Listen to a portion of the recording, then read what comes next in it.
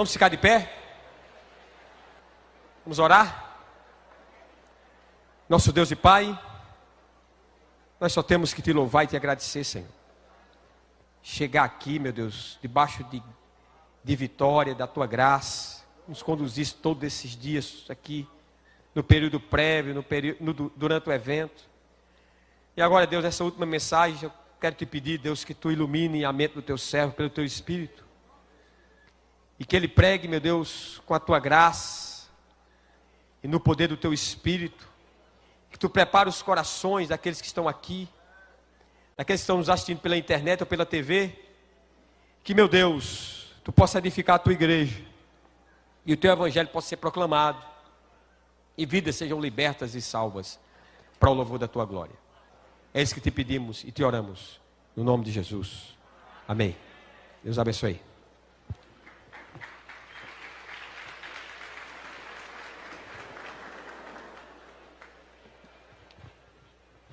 Boa noite. Que a paz e a graça estejam com todos vocês. Sem demora, eu gostaria que vocês abrissem na primeira carta de Paulo aos Tessalonicenses.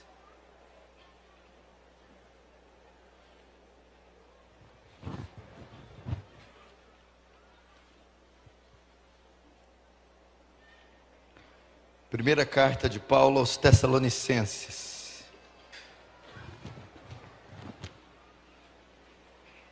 Capítulo 4.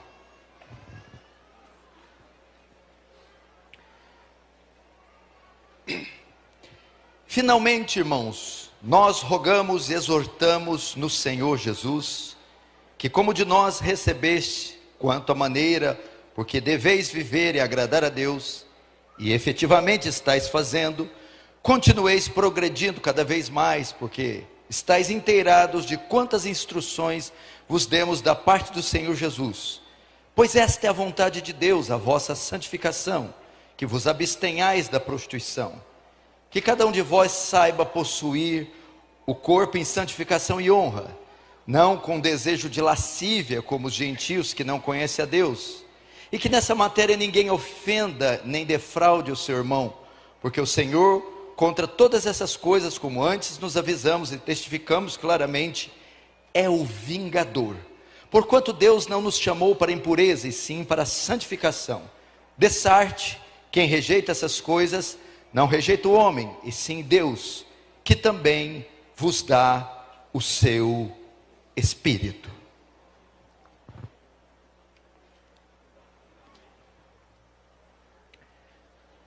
Eu gostaria de vocês, como eu sempre peço, se possível silêncio, temor, tremor e santa reverência diante da palavra de Deus. Ninguém andando ou conversando, somente aqueles que estão trabalhando no evento. Isso aqui nada mais é do que um culto de adoração ao Deus vivo, ao único que é digno de honra, glória, louvor, domínio, aquele que é todo poderoso e triplamente santo. Queridos, por mais que eu estudasse outro texto e tivesse outro texto para pregar, outro tema para pregar para vocês essa noite, nesse fechamento de congresso, dos tantos temas lindos que foram pregados aqui, de vertente doutrinária, teológica profunda, eu vim trazer uma mensagem simples, pastoral, mas muito oportuna, muito pertinente. Eu vim aqui para alertar a igreja de Cristo sobre o perigo que a tem cercado e que já tem se instalado em boa parte dela. O perigo dos pecados sexuais. E esse é o tema da minha mensagem: o Espírito Santo e a pureza sexual. Como pastor há mais de 20 anos e trabalhando com aconselhamento há mais de 20 anos, o que eu venho testemunhando, o que eu venho vendo e ouvindo, porque eu conheço os corredores da igreja, os intestinos, tanto da comunidade que eu pastoreio, como de lideranças, igrejas, Brasil afora. O que eu tenho visto, testemunhado, tem me chocado. Tem me chocado. O nível de depravação, sensualidade, escândalos morais, prostituição, adultério, de toda sorte, de toda forma, envolvendo o povo de Deus, é assustador. Não se engane, esse tipo de pecado tem poder de destruir a igreja. Não é novidade para nós que a nossa sociedade, desde os primórdios, é pervertida sexualmente. Não é novidade para você que ela a cada dia emerge em um caos moral e se perverte sexualmente a cada ano que passa. Entretanto, de uns últimos tempos para cá, as coisas têm se tornado inconcebíveis e incontroláveis. Não é que não existia, é que agora isso está se tornando público, e a sociedade está aceitando isso, a depravação sexual, como uma conduta normal. Esse é um dos sinais que a nossa sociedade naufraga para o caos, é quando ela não se importar mais com a sua própria degradação, e atos antigamente reprovados, hoje se tornam normais, e até são estimulados. Entretanto, todavia, não obstante, porém, sem embargo, o que mais me assusta é que a igreja não tem ficado de fora. Existem hoje outras modalidades de perversão sexual. Como já não bastasse todo tipo que a gente vê, ao sexo interativo hoje, onde prostitutas oferecem seu serviço online, em verdadeiros stripteases ao vivo, onde homens e mulheres consomem em videoconferências por computadores ou celulares. Isso pode ser de forma paga por profissionais, ou entre pessoas que começam a se despir uma na frente, uma diante do celular, transmitindo a imagem uma para a outra.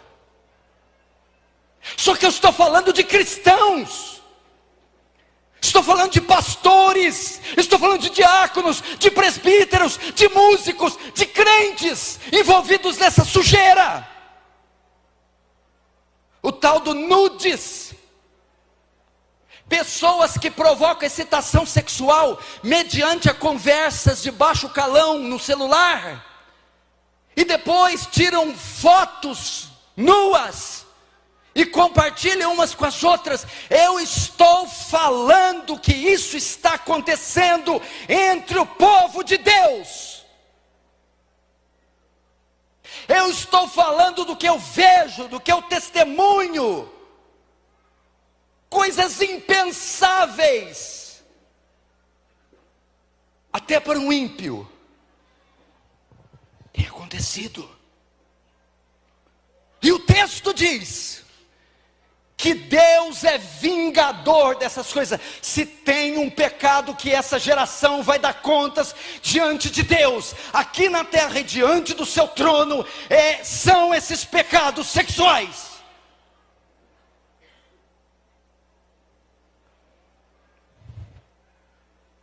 Pais, não sejam tolos. Suas filhas podem estar trocando fotos de nudez com pessoas.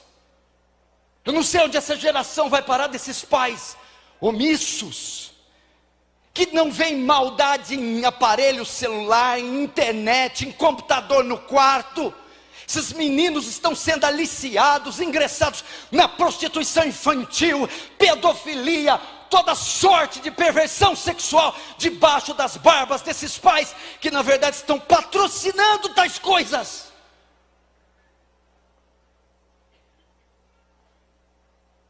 Você viu o filme Som da Liberdade? Aquilo não é um filme, é um documentário. 2 quarteirões daqui pode estar acontecendo agora, uma criança sendo sequestrada, e daqui uma semana ela pode estar em Moscou, Amsterdã, Joanesburgo, Paris, sendo entregue a alguém para uso sexual.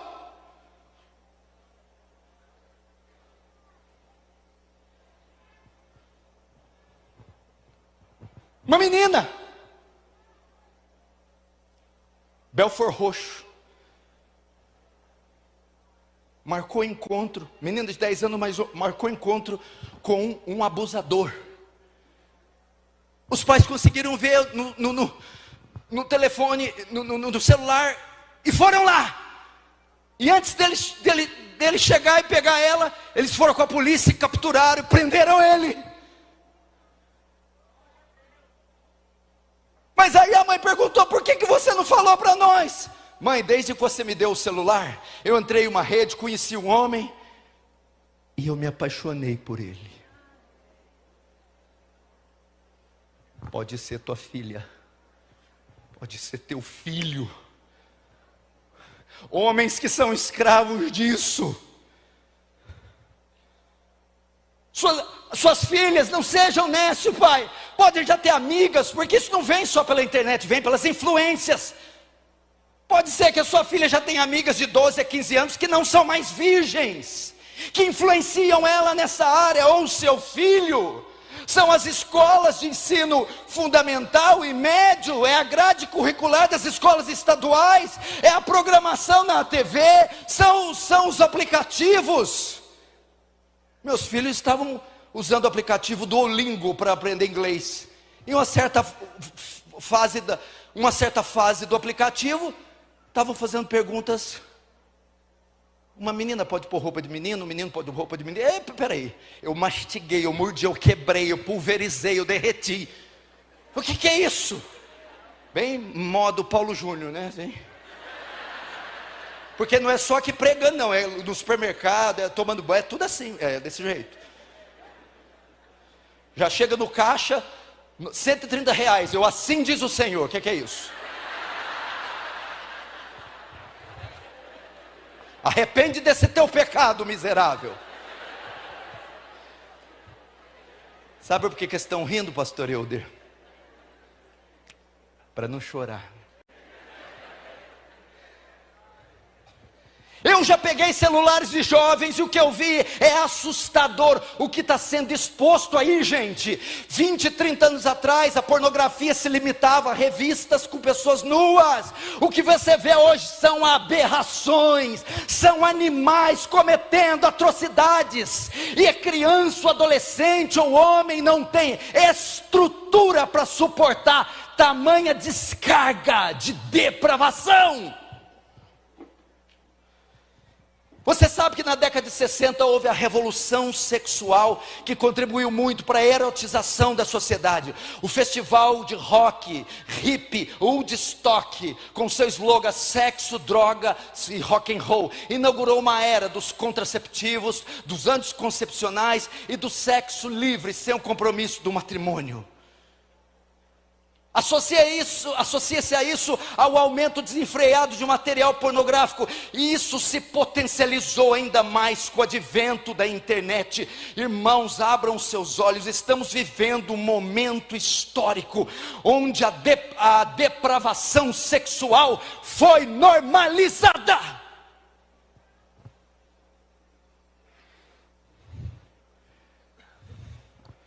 Presta atenção nesses números, para você ver.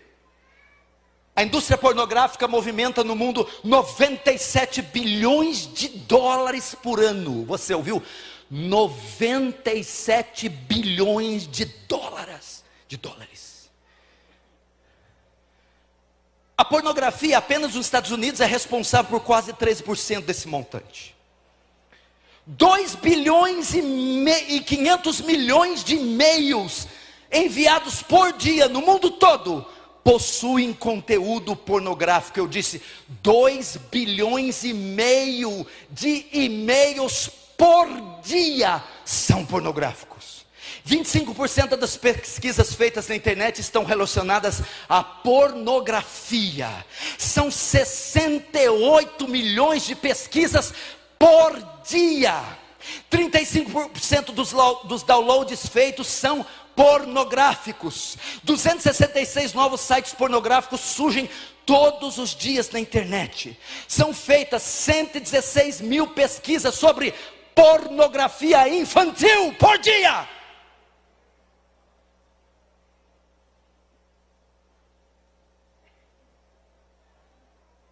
(11 anos). Escute isso aqui.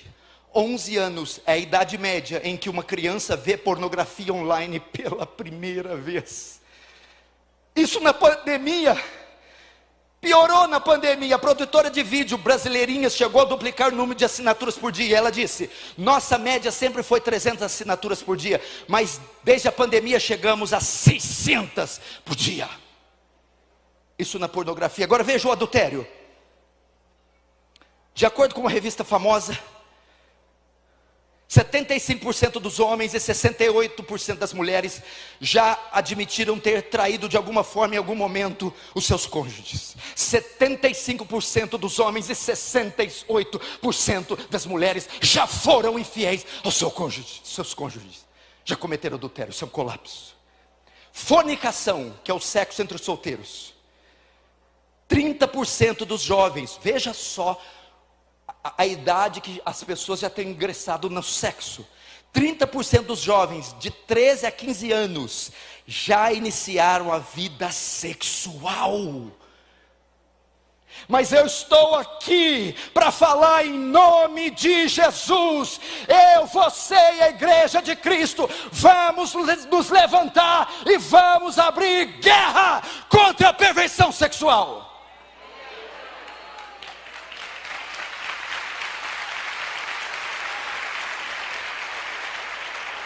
Não se engane, meu irmão. Roma caiu por causa da perversão sexual. Muitos historiadores dizem que foi por causa da sua depravação moral, perversão sexual e destituída de moral que os senados, os imperadores ruíram. Nessa época se comprava escravos para exploração sexual. Fazia-se sexo com crianças. O próprio Nero tinha relações incestuosas. Calígula, aquele senado todo imergiu em perversão sexual. E quando veio a revolta bárbara, eles não conseguiram vencer. Caiu, ruiu. Isso destrói igrejas, destrói relacionamentos, destrói ministérios, destrói nossa comunhão com Deus, destrói nossa fé, acaba com a igreja. E nesse capítulo aqui de Tessalonicenses, Paulo trata da pureza sexual dos cristãos. Paulo está preocupado com isso, meus irmãos. Pois, como eu disse, a cultura em que viviam, havia toda sorte, na cultura que viviam, toda sorte de pecados sexuais era tolerado. Havia, irmãs, para você ter uma ideia, em Corinto, 1000 prostitutas cultuais que serviam nos templos de Afrodite, onde o sexo fazia parte das religiões e da cultura. E aquilo estava comprometendo, estava manchando a pureza dos cristãos. Então Paulo começa, no verso 1, exortar o progresso espiritual dos cristãos. E é isso que nós vamos ver hoje. A santificação contra a perversão sexual. Verso 1, finalmente, irmãos, nós vos rogamos e exortamos no Senhor Jesus, que como de nós recebeste, quanta maneira, porque deveis viver e agradar a Deus, e efetivamente estáis fazendo, continueis progredindo cada vez mais. Paulo começa a introdução que ele já tinha estado lá plantando essa igreja, era uma igreja nova, e agora Timóteo traz informações. E Paulo já havia ensinado sobre santificação e sobre os pecados sexuais. E agora Paulo vai dizer aqui, vai elogiar eles no verso 1: vocês aprenderam de nós que um modo de vida santo agrada a Deus, ok? Paulo continua, vocês estão fazendo isso é muito bom, mas não para aí. E nós temos que aprender aqui um princípio. A doutrina da santificação ensina 2 pontos. Primeiro, a santificação posicional. Todo crente é santo, e não há crente que não seja santo. Se não é santo, não é crente, porque após a justificação, o crente é santificado. Então essa é a posição dele, separado, santo. Mas existe um segundo ponto, uma segunda fase, a santificação experimental. De modo que eu não paro no estágio que eu comecei, eu trabalho na mortificação do pecado e no crescimento à imagem de Cristo com os meios da graça. E Paulo está dizendo aqui, vocês devem progredir, avançar. Santidade é um estado, santificação é um processo. Paulo diz: não dê entrega à carne, não dê entrega ao pecado, lutem, avancem, continuem. 1 Pedro 2,11 diz: amados, exorto-vos, como peregrinos e forasteiros que sois, a vos absterdes das paixões carnais que fazem guerra contra a alma. 1 Pedro 1,14-16, como filhos da obediência, não vos amoldeis às paixões que tinhais anteriormente na vossa ignorância, porque escrito está: sede santos, porque eu sou santo. Agora Paulo diz que eles não são ignorantes quanto a isso. Olha só o verso 2: porque estáis inteirados de quantas instruções vos demos da parte do Senhor. Paulo está dizendo aqui, Tessalonicenses, vocês já sabem o que devem fazer. Queridos irmãos, o que Deus está nos dizendo é que todo crente tem consciência que a pureza moral, que a santidade é uma obrigação. Nesse sentido, nós não podemos dizer que pecamos por ignorância. Não, nós não somos ignorantes quanto à pureza. Ninguém pode se justificar de estar envolvido nesses pecados dizendo: eu não sabia. Já estáis inteirados. Nós sabemos que santidade é o padrão de vida de crente. Nós sabemos que temos que resistir tais pecados. Não podemos nos esconder na ignorância. Paulo diz em 1 Coríntios 6,18: fugir da impureza. Qualquer outro pecado que a pessoa comete é fora do corpo, mas aquele que pratica a imoralidade peca contra o próprio corpo. Acaso não sabeis que o vosso corpo é santuário do Espírito Santo?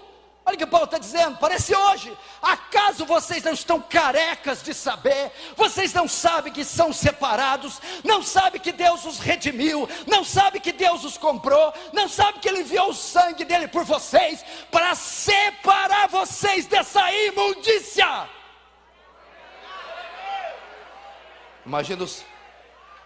Imagina os Tessalonicenses. Sim, sabemos.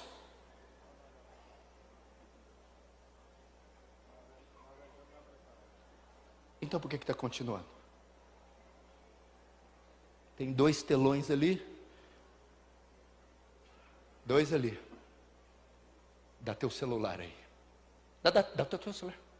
Deixa eu ver o histórico das 2 últimas semanas. Vamos plugar ali. Vamos plugar. Me dá aí. Me dá o histórico dos filhos. Aí. Fique tranquilo. Não vai ter jeito de plugar. Não vamos ver, eu não vou ver, eles não vão ver, sua mulher não vai ver, seu filho não vai ver, seu pai não vai ver, ninguém, eu não vou saber. Mas aquele que tudo vê, tudo sabe, tu conhece, esse já tem testificado.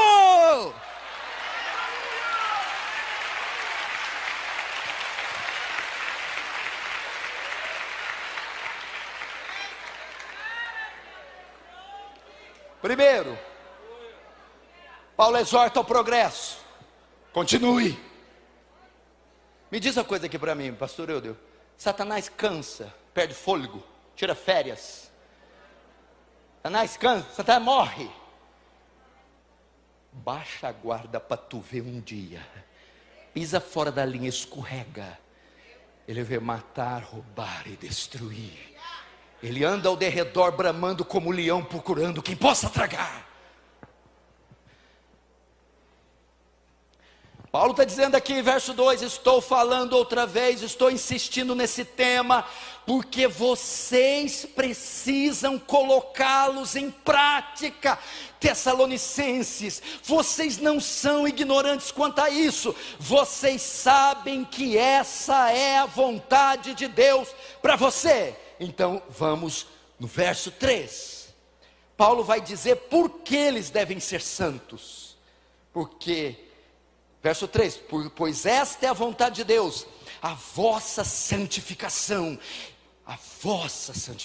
preste atenção aqui, Paulo está usando um argumento, por que ele ordena eles serem santos, progredirem na sua santificação, não parar aí, não baixar a guarda, e por que eles têm que fugir da imoralidade. Primeiro, por causa da vontade de Deus, e a vontade de Deus aqui pode ser dividida em duas. Uma é a sua vontade decretatória, que é a sua vontade secreta, sua providência, que nós não sabemos, Deus não fala para nós tudo que vai fazer.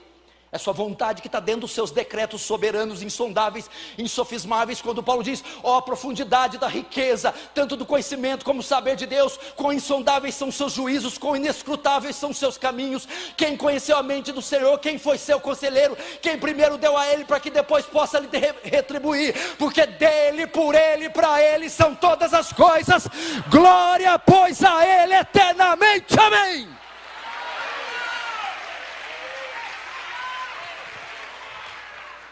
Mas existe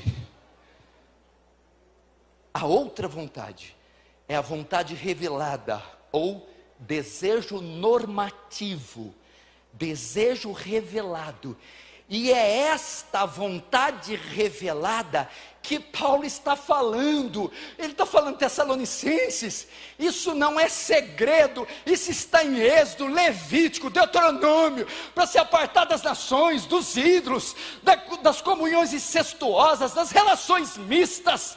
A vontade de Deus está clara, vocês sabem qual é ela não está oculta, por isso vocês devem andar nela. E qual é ela? Sejam santos. Portanto, queridos irmãos, essa é a vontade de Deus, a santidade, e não há exceção para essa regra. Não tem assim, ó, eu acho que o padrão que o Dr. Augustus está, que o John MacArthur está, que o Paul Washer está, né? Aí já parou, já não luta mais, né? Já dá uma olhadinha assim, eita glória, já liga o celular, já vê, né? Não é exceção. John MacArthur me disse que foi visitar, até parece que eu falei com ele ontem. John MacArthur disse, não me disse não, só disse. No último chá que tomamos lá em casa com um bolinho de chuva, foi visitar um irmão, no leito de hospital, canceroso, tinha pouco tempo de vida, tinha uns 78, 82 anos.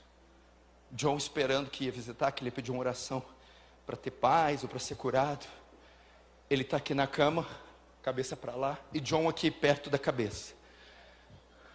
Sabe, John, sim, estou aqui, 82 anos de vida, nunca consegui me livrar da imoralidade sexual, até hoje. Eu luto com ela, essa é a história da nossa vida. Não a John Piper, John MacArthur, não a Paulo, Timóteo, Elias, Eliseu, Moisés. Meu irmão, isso aqui não há exceção. Esta é a vontade de Deus para a presbiteriana, batista, assembleia, congregacional, irmão, ovelha, presbítero, diácono. Sejam santos. Ninguém tem tem permissão para viver uma vida promíscua. Ninguém tem autoridade de viver em adultério. Ninguém tem permissão para viver em fornicação. Ninguém.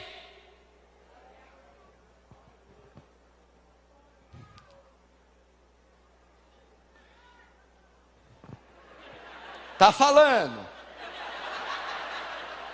Ih, mas vai falar muito ainda, hein? Agora toma cuidado para não falar só contigo, servo.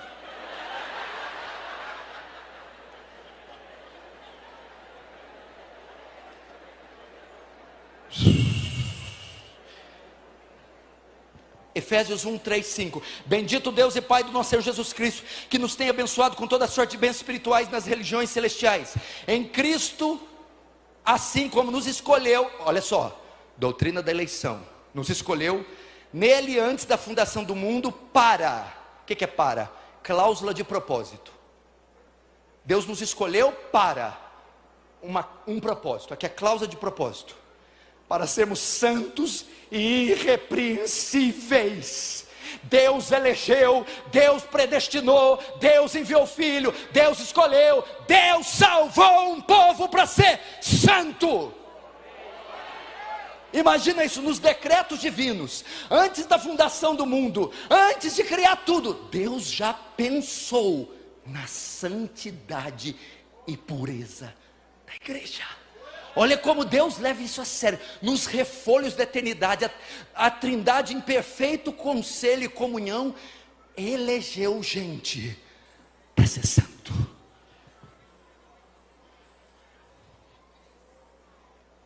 Agora,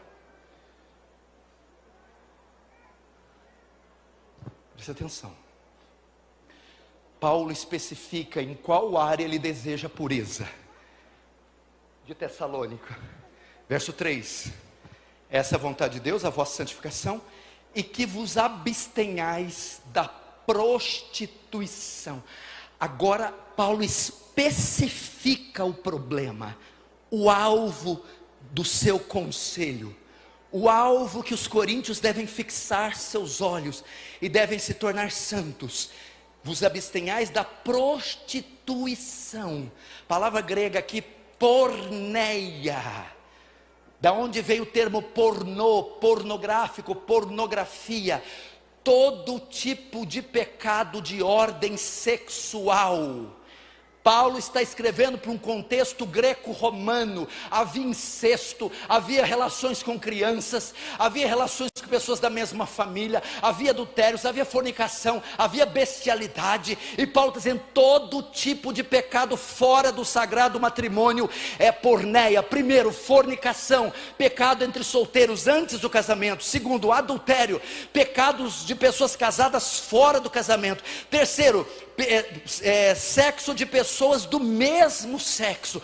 Quarto, masturbação, o sexo solitário que envolve cobiça, pornografia, carícias, palavras obscenas, sugestões, nudes, nudez, videoconferências, palavras que incitam a sexualidade.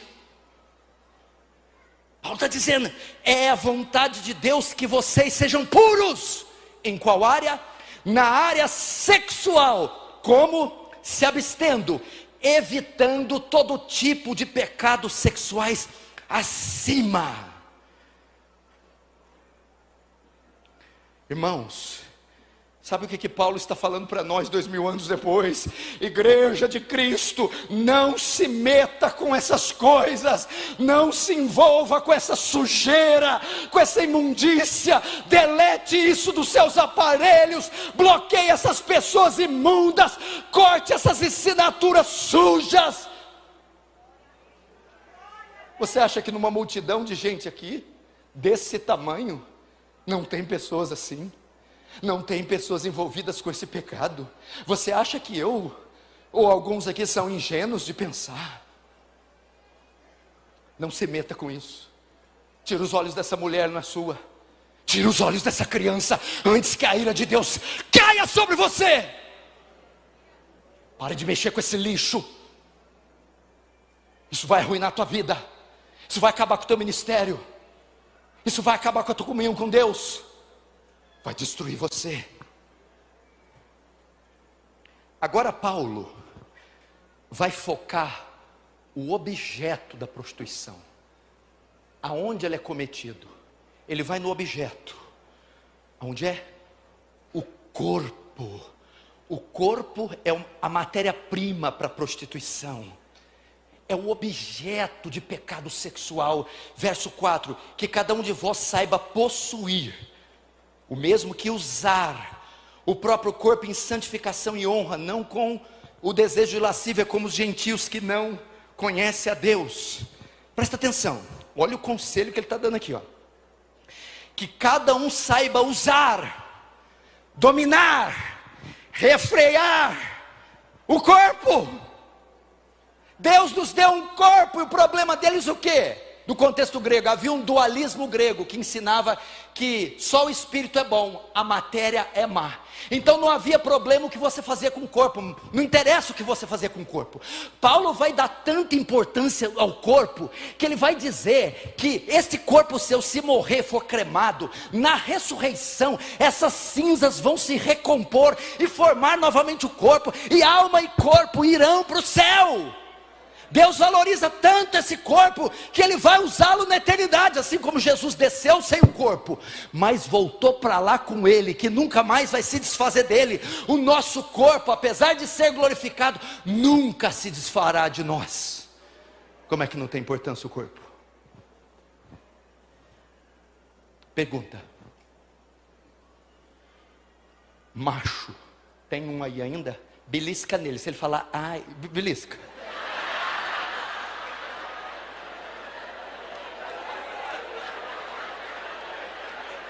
Cadê o macho alfa? Eu sou da época, Paulo César, o César vai saber. Eu sou da época que meus heróis eram Charles Bronson, Clint Eastwood, Al Pacino, Robert De Niro, Arnold Schwarzenegger. Sabe quem que são suas referências hoje? Justin Bieber. Eu sou da época que homem apagava charuto na língua, meu irmão. É macho, meu irmão.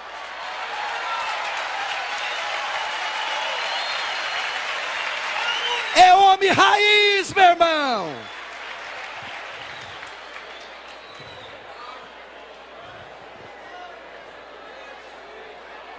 Só as mulheres estão rindo, por que será?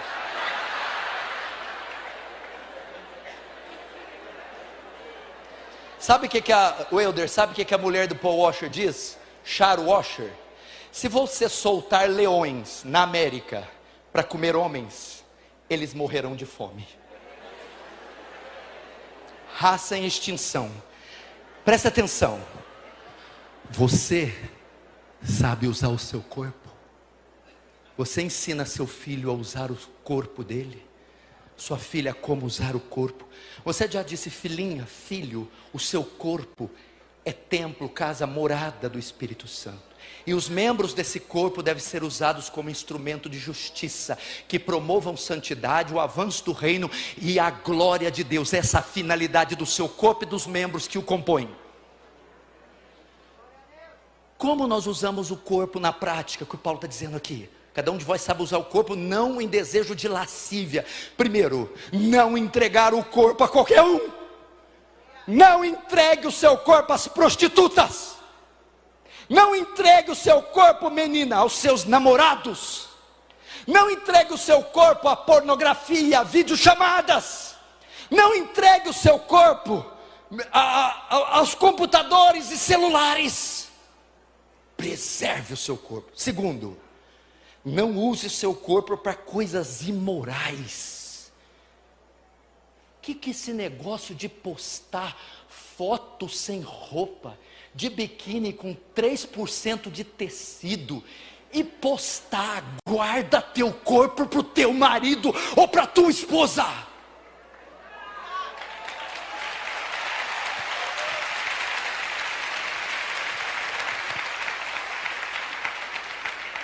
Não usar, cuidado com a tua nudez.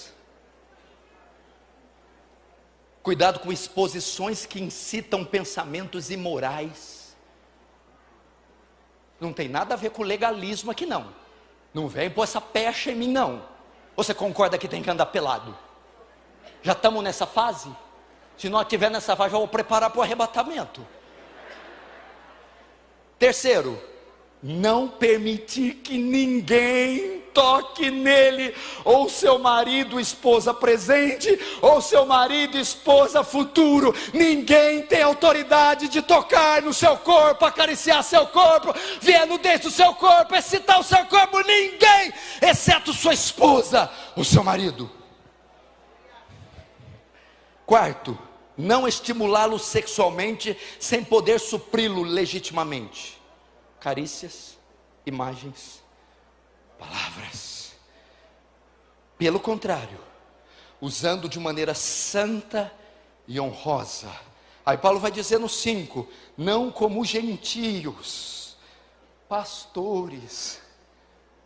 São os gentios, são os ímpios, que fazem dessa forma, e a igreja está se associando a isso. Nós não temos o mesmo padrão, meu irmão, nós não temos a mesma ética de um povo sem Deus, não como os gentios, que estão envolvidos em lascívia. Lascívia é toda forma desenfreada de desejos imundos. Tudo bem eles não conhecem a Deus, mas nós sabemos qual é a vontade de Deus. Use o seu corpo para promover a glória de Deus. Estou terminando. Não olhe no relógio.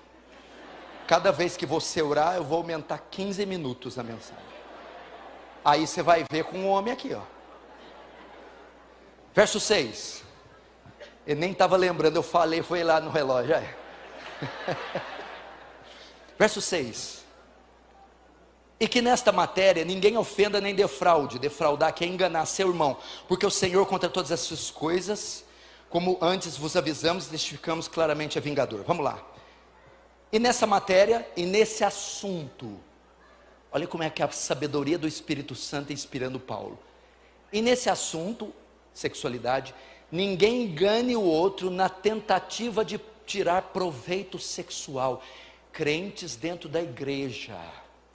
O que é defraudar? É um casal de namorados onde o namorado engana ela, distorce a verdade com o fim de ter relações com ela. Segundo, é coagir usando de falácia. Como você vai aguentar tanto tempo? O que tem? Depois Deus perdoa, vamos. Ou é consumir pornografia antes, durante e depois da relação, pensando em outras pessoas, levando a imundícia para o leito conjugal.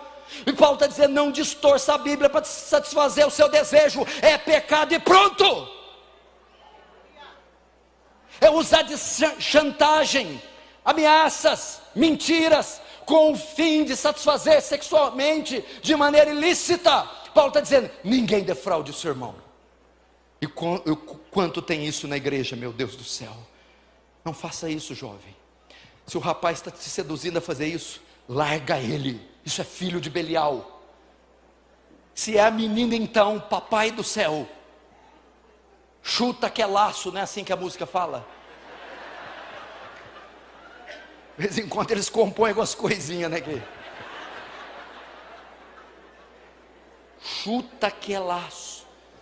Por fim, agora eu termino, só que o fim tem 5 tópicos. Paulo fala das razões para se manter puro e por que não se envolver com práticas. E ele dá 4 razões. Ok? Eu vou terminar com 4 motivos. Por que temos que nos manter puros e por que não se envolver com práticas sexuais ilícitas. Primeira razão. Porque Cristo é vingador disso. Verso 6. Porque o Senhor contra todas essas coisas, como antes vos avisamos e testificamos claramente, é o vingador. Presta atenção. Essa palavra vingador só aparece 2 vezes na Bíblia inteira. Uma é aqui e a outra em Romanos 13, quando Paulo vai falar da autoridade. Que diz o quê? Em Romanos 3, que não é em vão que Deus traz autoridade, porque ela é vingador de Deus para castigar o mal. Aparece lá em Romanos 13 e aqui em 1 TS 4. Para dar ideia do que essa palavra no grego, vingador, aquele que dispensa julgamento, aquele que inflige punição. E isso aqui aponta para duas coisas: como Deus trata o pecado sexual. Primeiro, mostra a gravidade do pecado de imoralidade sexual. Mostra que Deus considera esse pecado. Mostra que Deus não faz vista grossa, não acha esse pecado de pouca importância e coloca na categoria de pecados que merecem juízo. Se você acha que isso é bobagem, uma carícia é bobagem, uma massa é bobagem para a cama, é bobagem consumir, é só uma foto, é só um filme, Deus considera grave esses pecados. Aí o que ele vai dizer? Não quer ser punido pela autoridade? Teme. O que ele está dizendo aqui? Deus tem que ser temido por esse tipo de pecado. Eu sei que se acostumou com esse Deus gordo, vestido de vermelho, que faz ho, ho, ho. Mas o Deus da Bíblia, o que ele tem vermelho, são os olhos como chamas de fogo. E o manto salpicado de sangue, mas não é o sangue da redenção, é o sangue que ele pisa o lagar de uva do furor, da ira do Deus Todo-Poderoso. Ele é vingador. Segundo, a prática desse pecado revela a inconversão de muitos, e a punição tem como fim remover essa imundícia da igreja de Cristo. Esses fornicadores transfigurados de crentes, esses adúlteros transfigurados de crente, esses lobos no meio das ovelhas para molestar e abusar delas, o Senhor há de removê-los do nosso meio.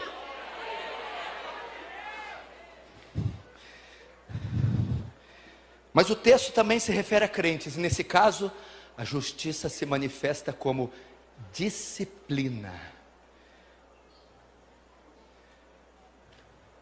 Se nós rejeitarmos isso, irmãos, nada está oculto a Deus, todas as coisas estão nuas e patentes diante daquele que temos que tratar. Os olhos de Deus estão como chamas de fogo, contemplando os bons e os maus.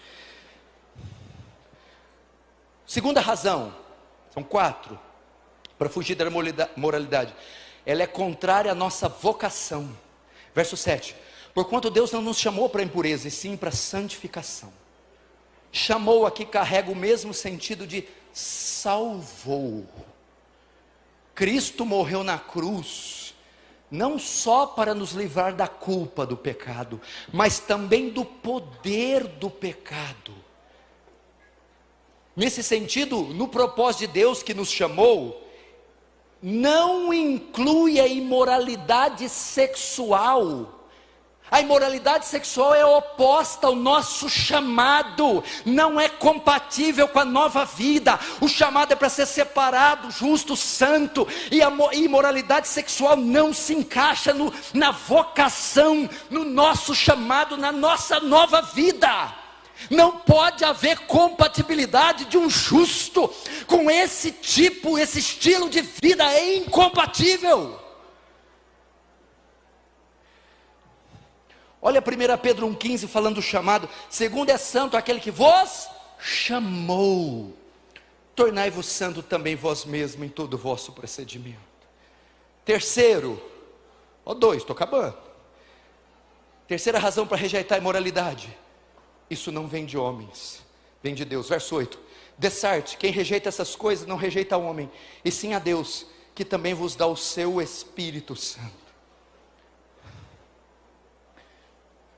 Olha que grave isso, meus irmãos. Quem ignorar essa ordem de ser santo, quem rejeitar essa ordem, não está me rejeitando, pessoa de Deus. O termo grego para rejeitar é desprezar. Quem rejeita o ensino de ser santo e se entrega à imoralidade, despreza o próprio Deus. Quem vive nas camas imundas, nos sites imundos, quem tem uma vida dupla dentro da igreja, está desprezando a Deus. Fim. Quarta razão, Por que eu tenho que rejeitar a imoralidade? E tem que ser santo? Porque nós temos recursos para cumprir isso. Nós temos poder para isso. Verso 8. Quem rejeita essas coisas não rejeita homem, sim Deus, que também vos dá o seu Espírito Santo. O grego aqui, vos dá o Espírito, está presente em vós. O termo grego está no presente para denotar algo constante. Deus, por que você não precisa ser escravo dessa imundícia? Por que você pode vencer a imoralidade sexual de toda a ordem, de todas as classes? Por que você pode ser santo? Porque Deus entregou o Espírito Santo para estar em você, habitar em você, morar em você. E Deus continuamente está trabalhando em você, através do seu Espírito, para te tornar santo. Santo, santo.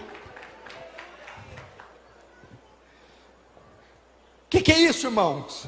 Vocês podem resistir a esses desejos. Romanos 8,13: se pelo Espírito mortificardes as obras da carne, vivereis. Gálatas 5,16: digo, porém, andai no Espírito, jamais satisfareis a concupiscência da carne.